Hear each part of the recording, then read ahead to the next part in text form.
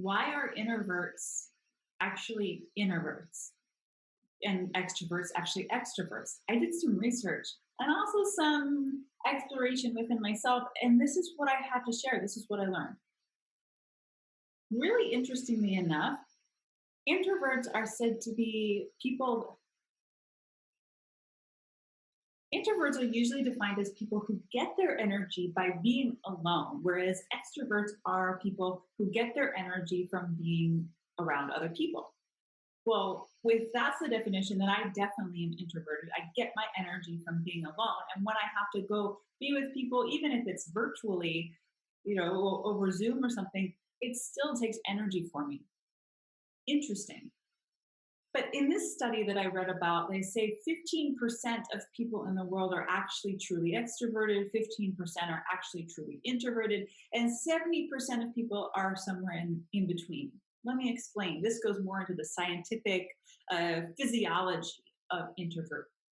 They say that there's a network of neurons in our brain that are called the reticular activating system. I'm reading that because I don't know that word. Reticular activating system. Yeah. And this controls how much information you can take in when you're awake.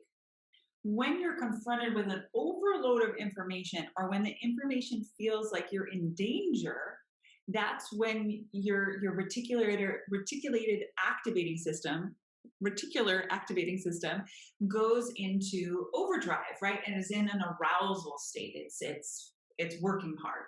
Now for introverts, their reticular activating system goes into arousal much faster and much more than extroverts. Extroverts, it's very low. And then, like I said, that 70% in between, it's a middle ground. But that 15% that's truly introverts, their reticular activating system goes into overdrive, into arousal a lot. Because for whatever reason, these people are perceiving danger more. Interesting. This goes back to what I teach about the nervous system, that we're perceiving a threat out there. And those who experience a lot of performance anxiety are experiencing threats or perceived threats more often and at a more intensity, high intensity level than other people. So because introverts experience that higher arousal level, they most naturally, seek environments that where there is no threat, that comfortable home environment where I know it's just me, I don't have to respond to anything right now. So notice how that connects with your performance anxiety. That being in front of an audience is gonna trigger that sense of, oh, danger here, overwhelm, if you have this physiology going on. Yeah. So it makes sense if you're an introvert that you're going to have more performance anxiety, more likely to. And it makes sense that you're going to have to do more practices. You're going to have to learn more. You're going to have to master this more in some ways that an extrovert won't have to. That's okay. Take it as an opportunity to really master your nervous system.